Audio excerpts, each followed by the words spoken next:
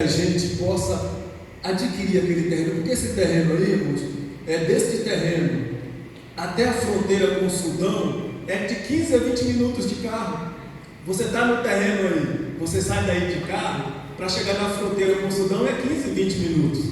Então, aí é um ponto estratégico. Por quê? Porque nós estamos trabalhando aí em Uganda, na cidade do Molho, no campo de refugiados de Palorinha, onde já implantamos 4 grandes galpões para evangelização, para o povo de Deus congregar. Então esse campo aí é o campo de Palorinha. Se os irmãos entrarem aí na internet, os irmãos vão conseguir visualizar melhor. É um grande campo. Para os irmãos terem uma ideia, 200 mil pessoas nesse campo. 200 mil pessoas. É uma catanduva e mais 50 mil pessoas. Está aí nesse campo, né? Você anda o dia todinho aí, são só tendas brancas, né? Que a ONU dá aqueles plásticos brancos para eles formar suas tendas. Aqueles que têm mais tempo, ele já fez uma pequena capelinha, uma pequena casita, né? Para abrigar sua família. Então o que acontece, amados? Só que eu já falei para os irmãos aqui, essas 200 mil pessoas que estão nesse campo, eles não têm uma farmácia, não têm um posto de saúde, eles não têm supermercado, açougue nem pensar. É um povo que não tem nada. O que essas 200 mil pessoas têm é só todo mês uma pequena sacola com a ração. A ONU chama ali de ração. Eles dão ali um pouco de farinha, um pouco de sal e um pouco de óleo. Cada família ganha essa pequena ração. Então eles sobrevivem quando tem chuva. Eles plantam ali milho, mandioca, batata, e quando chove eles vivem melhor. Do contrário, é sofrimento. Então nós começamos essa obra pela fé, né? Não vai dar tempo de falar assim no início, mas nós começamos pela fé. Por quê? Uganda é um país que não tem representação diplomática brasileira. Quando foi para mim a primeira vez, eu tive dificuldade porque é um país de língua inglesa. De Moçambique até Uganda são 4 horas e meia de voo. Então é muito distante. Para os irmãos terem ideia, a gente já realizou 4 batismos, todos eles no Rio Nilo. Então o Rio Nilo nasce aí em Uganda e vai até o Egito. Então o que acontece? Nós formamos 4 tendas dessas aí. E tem bastante irmãos aí, irmãos, todos, a maior parte, adolescentes e crianças, que vêm para esses campos aí. E essas 200 mil pessoas que eu estou falando, você não pode conversar muito com essas pessoas que você entra em pânico, porque você vai conversar com jovens, você vai ouvir através do intérprete que a mãe ser estuprada, o pai assassinado, depois a mãe ser morta. Você vai ouvir deles ou delas, das mães que viu o marido ser assassinado, suas filhas sequestradas. Todas elas têm um testemunho muito triste, mas que estão aí. Mas quando eles se reúnem para louvar a Deus, você fica assim: meu Deus, será que esse povo tem problema mesmo? Porque eles dançam, eles servem a Deus com uma alegria, com uma felicidade tão grande, irmãos, que é coisa maravilhosa. Então o que acontece? Formamos 4 tendas grandes aí, só que temos dificuldade, porque essas lonas que compramos, como o sol aí no campo de refugiado, o sol aí chega a 44, 46 graus. Então eles torram mesmo as lonas. As lonas ficam muito fragilizadas quando bate ventania, então sai rasgando tudo. Então o que acontece, irmãos? Nosso desafio agora é cobrir essas grandes tendas com chapas. Conseguimos cobrir uma nessa última viagem. Nessa última viagem conseguimos cobrir uma. Aí foi que colocaram fogo em uma igreja nossa aí. Essa igreja colocaram fogo. O nosso pastor acordou no meio da noite, foi ver a igreja estava incendiando. Como a cobertura era de capim, então não teve como apagar, queimou toda a nossa igreja aí. Mas nós cobrimos. Essa aí foi a primeira tenda que fizemos aí no campo de refugiados, e ela foi a primeira que recebeu cobertura de chapa. Esse daí é o nosso pastor Yamas. Olha o sorrisão dele. Ficou muito feliz. Tem uma igreja de verdade. Ele fala, agora tem uma igreja de verdade agora. Não é vacilando. Então, amados, é um desafio. É nós conseguir cobrir as nossas igrejas ali no campo de refugiados com essas chapas aí, porque aí é uma cobertura fixa. Não vai precisar ficar trocando sempre, né? Então, é um dos nossos desafios hoje, é cobrir as nossas igrejas. E outra coisa, aquele terreno, eu falei para os irmãos aqui da outra vez, né? Que Deus levantou um jovem empresário ali em Jaci, e aquele jovem ele recebe aula com o pastor Edgar. É Edgar o nome dele? Wagner, o pastor Wagner. Ele recebe aulas ali de filosofia, de teologias ali com o pastor Wagner. E ele um dia, Deus visitou ele e Deus falou para ele ali à noite que para ele ajudar uma obra na África. E aí ele conversando com o pastor Wagner, e o pastor Wagner falou, mas eu tenho uma pessoa para você ajudar aí. Eu conheço uma pessoa que tem um trabalho na África.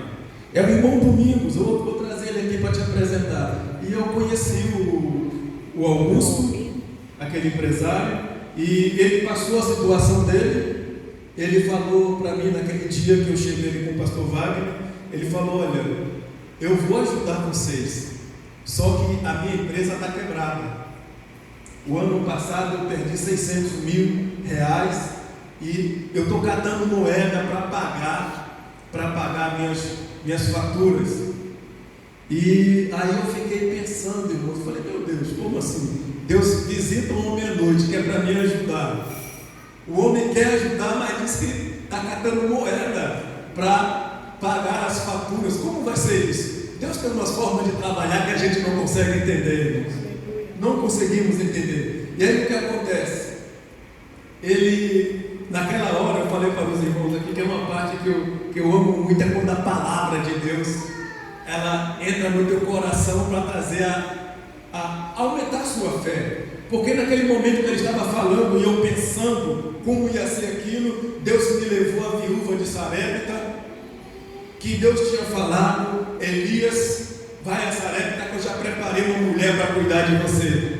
Aleluia. Ela não tinha nada, mas Deus criou os meios para que ela cuidasse de Elias. E assim foi esse jovem. Ele quando foi uns 15 dias que eu tive a primeira reunião, ele já falou, olha, eu já consegui 11 mil para comprar o terreno. Aleluia. E hoje o nosso terreno está pago. Compramos o terreno, documentado, o nosso terreno Uganda está pago, irmãos. Agora o desafio qual é? É levantar ali uma escolinha, um prédio, com um quarto, um espaço grande, para colocarmos ali pelo menos 50 beliches, 50 camas duplas, para nós trazermos do campo de refugiados 100 crianças. Esse é o nosso projeto. Não sei se vamos conseguir, mas eu estou crendo que Deus vai nos dar os meios. Amém? Então o que acontece? O terreno já temos, só que o Estácio já limpou, o pastor já limpou, está limpinho o terreno. E esse é o nosso projeto, irmãos, que temos. Era para a gente ter chegado aí agora no mês de agosto, era para ter ido aí, mas com o problema que enfrentamos em Moçambique, não sei se os irmãos souberam aqui da grande tragédia que tivemos em Moçambique. Tivemos uma tragédia muito grande, irmãos, ali em Moçambique. Foi algo assim que aconteceu uma noite. Foi uma ventania de uma noite que praticamente destruiu toda a província de Sofala. O ciclone, foi avisado que estava vindo um ciclone, mas só que em Moçambique nunca tinha passado, na história do país, nunca tinha passado o ciclone.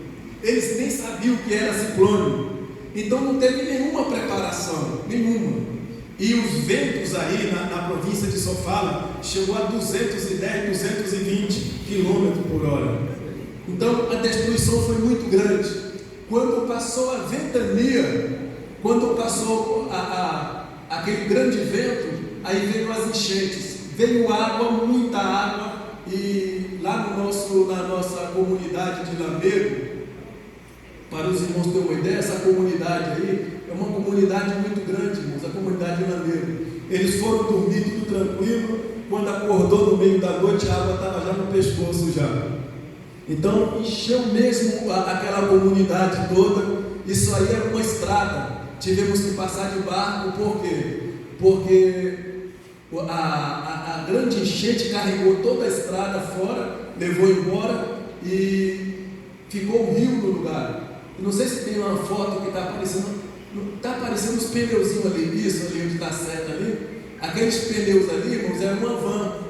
É uma van que o pessoal estava indo para o Zimbábue, porque essa estrada aí liga a cidade da Beira até a fronteira com o Zimbábue. E essa van estava com alguns missionários que estavam indo para o Zimbábue. Então, como o motorista não sabia que já não existia estrada ali, eles caíram na água e o carro já caiu com os pneus para cima. Todos morreram ali. Todos morreram. Os missionários, o motorista ali, o condutor, todos que estavam na van morreram ali no momento. Então nós tivemos que atravessar ali de barco, e eu vou falar para os irmãos. Nesse dia eu passei um medo, hein? O pastor disse que crente não tem medo, mas tem hora que tem.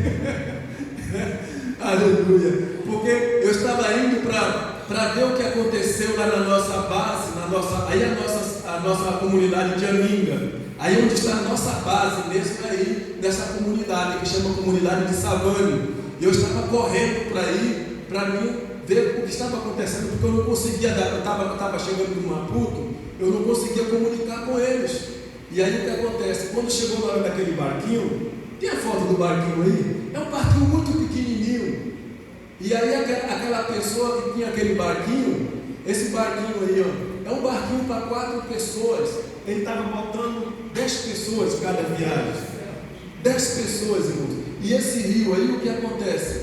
Ficou todo um alagado com o rio Pungue, com todos os rios. E o rio Pungue é cheio de crocodilos. Então, isso aí, de vez em quando alguém falava aí na fila, né? Aí nós chamamos bicha. Lá em Moçambique, se você falar fila, ninguém sabe o que é. Fala assim, a bicha aí é grande, hein? É uma fila quando é muito grande. É bicha, lá nós chamamos de bicha. Quando vai fazer qualquer coisa no banco, pergunta, lá tem bicha? É uma fila, lá tem fila, tem muitas pessoas. Está entendendo? Então eu sempre falo para os irmãos lá de Moçambique, ó, se você for no Brasil, não pode falar de bicha lá não, hein? Lá é fila, o nome lá é fila, não pode falar bicha. Aleluia. Então o que acontece?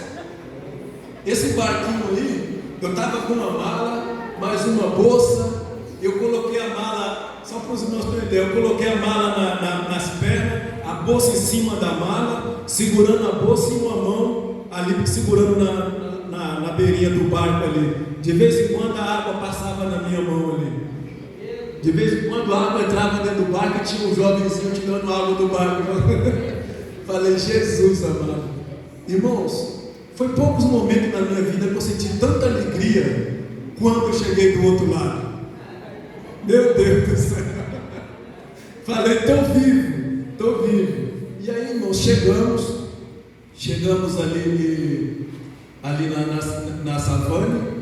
E quando eu cheguei na Savane, o que acontece? A gente estava aí com pastores do Malawi, pastores de todas as províncias que estavam fazendo uma conferência, um estudo bíblico aí na Savane. A gente estava ali com uns 40, 45 pastores estudando a palavra de Deus. Tinha ido um pastor nosso aqui do Brasil para ficar 30 dias lá dando estudo para eles. E aí o que acontece? Quando eu cheguei aí na Savane, irmãos, a casa nossa tinha sido destruído, o telhado, a nossa casa de hóspede, o telhado foi embora, os pés de coqueiro tinham sido arrancados pela raiz. Então esses pastores aí estavam fazendo, não estão todos aí, né? Porque me falaram que tinha outros que tinham saído, estavam andando fora. Mas o pastor Arnaldo, esse branco aí, ele estava dando o estudo ali para os nossos pastores ali de Moçambique e do Malawi. Então todos, o pastor Arnaldo, pastor Amônio, O pastor Amônio é o nosso pastor presidente que cuida da nossa obra ali em Moçambique, toda Moçambique. É o pai da nossa irmã Sara, né? É filha do nosso irmão pastor presidente ali. E todos eles estavam dentro da casa ali, da casa de hóspede. E os irmãos acreditam, eles falam que com menos de meia hora que o vento começou a soprar, já não existia telhado na casa. O vento começou a soprar às 21 horas mais ou menos, e quando foi 22 horas, já não tinha telhados ali na nossa casa de hóspede. Onde é que está a nossa casa de hóspede, irmão? Chega lá na nossa. Aí essa nossa casa, a foto está muito. Não está bem visível, irmão. Não tem outra foto, não. Arrancou, irmão, a nossa sombra. Aí nós tínhamos comprado beliche, colchão. Nós compramos 3 beliches para um quarto, 3 beliches para o outro. Compramos colchão para comportar em 12 pessoas, né, que fossem visitar. Então era um lugar para receber os nossos irmãos do Brasil, que fossem conhecer ali o trabalho, que fossem conhecer a missão. Mas aí arrancou o telhado, levou o telhado embora, alagou tudo ali. O que tinha dentro, esse branco aí é um vestido de noiva, irmãos. A gente tinha ganhado alguns vestidos de noiva, e 2 deles que eu tinha deixado que era para fazer os últimos casamentos. Então a água, a noida das madeiras, então estragou os vestidos, mas está lá para a gente tentar aproveitar eles ainda. Então o que acontece, irmãos?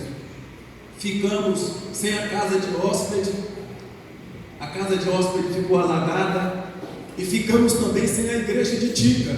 A igreja de Tica, irmãos, que foi mais prejudicada no trabalho de Tica. Chega lá na igreja de Tica, irmão, depois voltamos aí.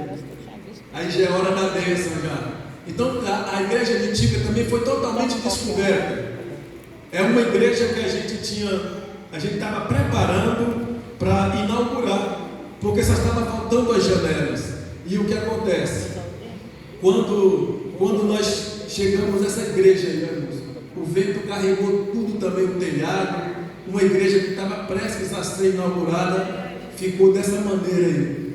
Então foi uma tempestade muito forte mesmo, muito forte. E o nosso pastor teve que morar nessa casinha aqui. Essa casinha de lata aqui foi o que o pastor fez para morar. Mas só que esse povo aí sofreu muito, irmãos. Ninguém faz ideia o quanto este povo sofreu. Por quê? Porque o pastor Cônio, que é o nosso pastor aí da igreja, o dirigente, ele ficou. Por quê?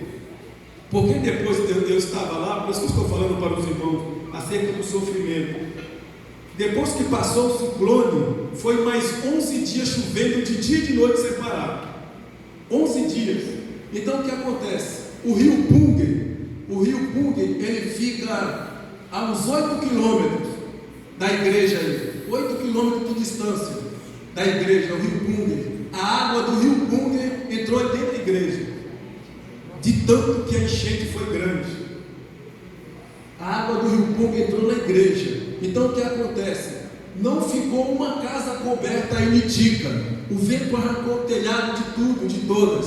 E o que acontece, amados? Eles ficaram 3 dias dormindo e acordando molhado. Os irmãos já imaginou? Você dormir molhado, chuva caindo, levantar molhado. O pastor disse que só encostava no lugar quando já não suportava mais, tirava um cochilo. Aí começou a catar as chapas que o vento tinha levado para longe. Começaram a catar chapas perdidas, fizeram uma coberturinha qualquer e conseguiram sobreviver. E graças a Deus, graças ao bondoso Deus, com toda essa tragédia, com tudo isso que aconteceu, só perdemos um irmão. Só um mão de água aí que nós perdemos. O resto, todos Deus preservou a vida dos nossos irmãos. Mas só que esse diácono, irmãos, foi uma história que dá para contar um livro, a história desse diácono. Por quê? Porque ele quando passou a ventania passou de quinta para sexta. Quando foi na sexta-feira cedo, ele chamou o filho dele. O filho dele é o nosso líder de jovem ali, o nosso irmão Alberto. Ele é o nosso líder de jovem. Esse jovem aqui. Ele chamou o filho, que é esse jovem, aí está a família do nosso, ele era o nosso diácono, o irmão, esqueci o nome dele agora. Ele chamou o filho, estou tentando lembrar o nome dele, Horácio, obrigado, filho. O irmão Horácio, e ele foi com o filho para a beira do rio, né?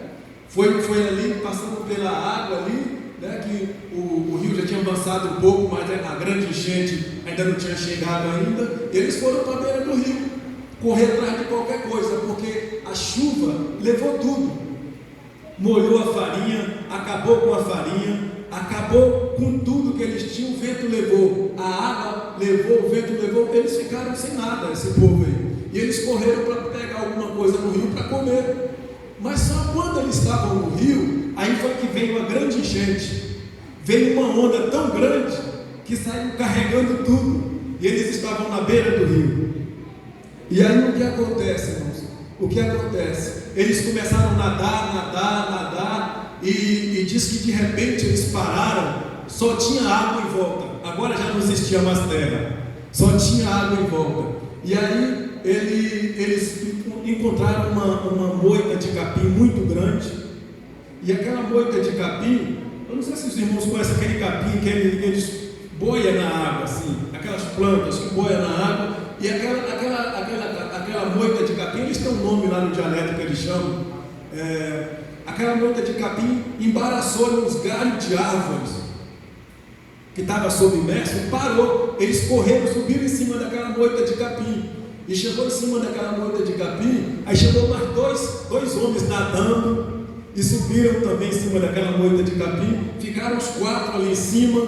Só que passou o primeiro dia, a água não baixava, a chuva caindo, passou o segundo dia, água caindo, o terceiro dia, água caindo, e a água não baixava, ele não sabia mais para que direção podia sair, podiam ir, porque só tinha água em volta. E foi aí que no terceiro dia, abaixo de umas 15 horas, o irmão Horácio morreu ali em cima daquela moita. Ele não suportou. O nosso diácono, ele morreu em cima daquela moita de capim. E aí, irmãos, só que aí eles já estavam comendo coisa podre, ratazana podre, era cabrito que passava, que tinha morrido afogado. Então eles pegavam, não tinha faca, rasgavam no dente, né? Estavam comendo muita coisa podre, milho que passava. Então, o que acontece? Ele, no sexto dia que eles estavam ali, ficaram 7 dias em cima daquela moita de capim, água caindo, e ele depois eu tive que levar ele lá para a savana, para a base. Ele ficou ali um tempo para passar remédio nas pernas, que o couro dele parecia que estava querendo diluir, está entendendo? A pele dele, tanto tempo que ele ficou dentro da água.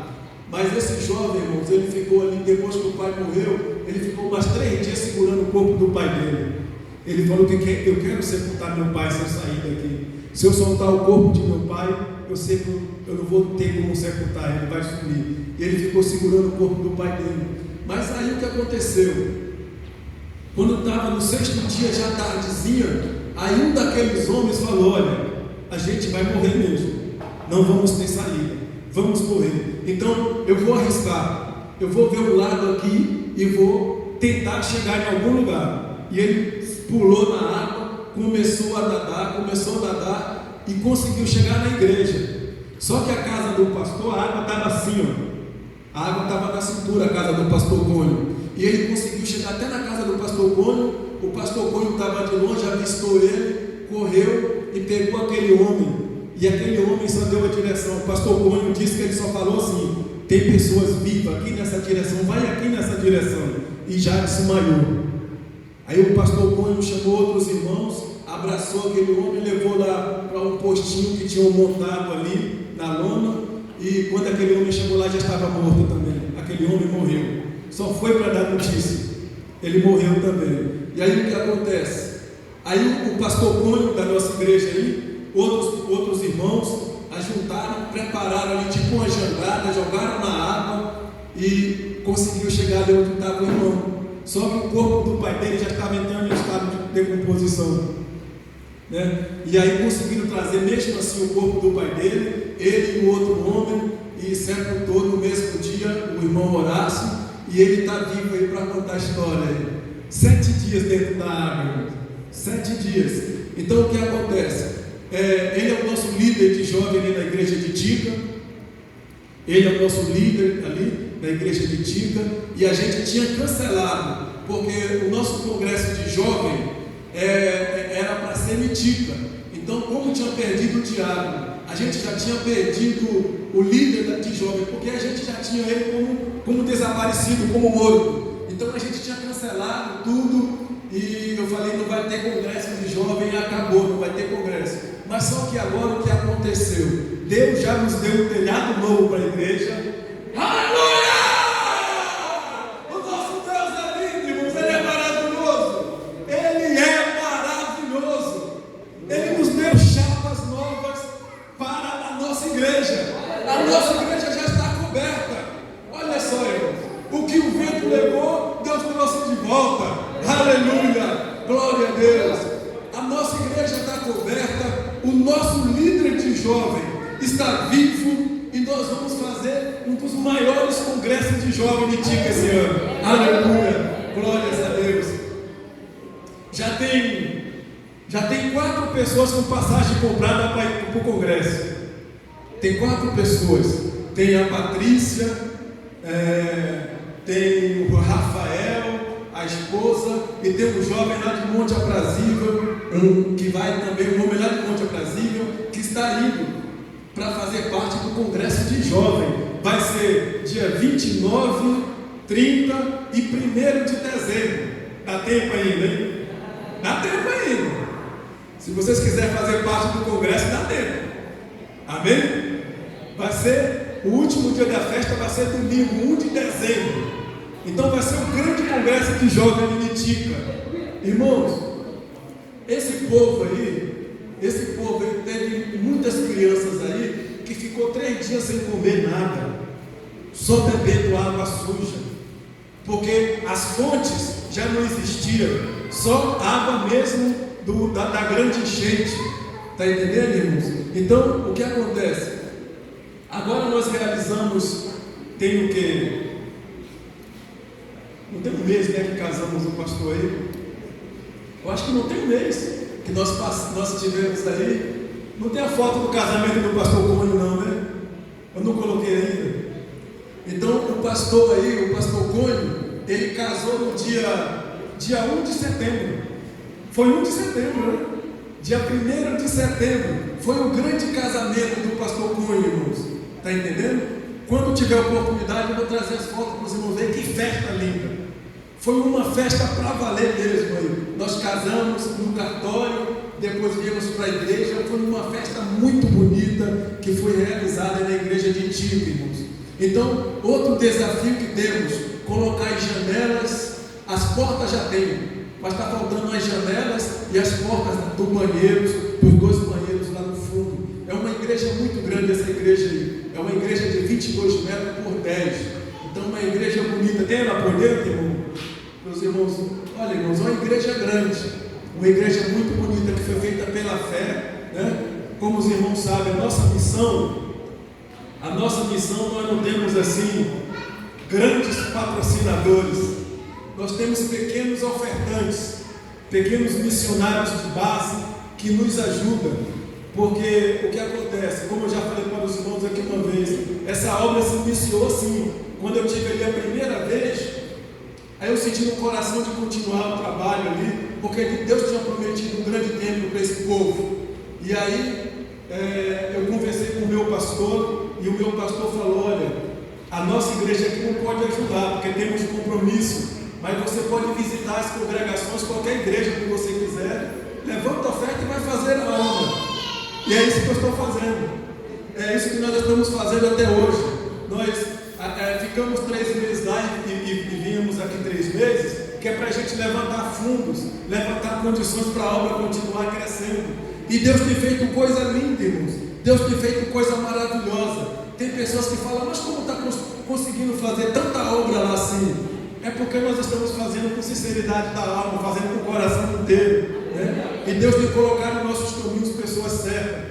O nosso irmão Paulo, aquele que está ali no passando ali as imagens, ele, agora nessa época aí, dessa grande tempestade aí, ele chegou lá, ele estava lá, irmão Paulo, ele ficou ali 46 dias, parece que foi algo preparado por Deus, parece não, foi algo preparado por Deus, porque depois de toda aquela tempestade, então comida já não tinha em lugar nenhum, não tinha comida na savana, não tinha comida em Tica, não tinha comida em Lamego, estava todo mundo sem comida. O dinheiro que eu tinha levado para fazer algumas coisas, dava para fazer muita coisa o dinheiro, mas aquele dinheiro foi igual farinha no vento, espalhou-se. Então o que aconteceu? Eu tive que voltar urgente aqui no Brasil para visitar os irmãos, visitar pessoas, para pedir socorro para os irmãos ali na África. Foi quando o irmão Paulo ele ficou ali 46 dias, ali, nos ajudou muito ali na obra.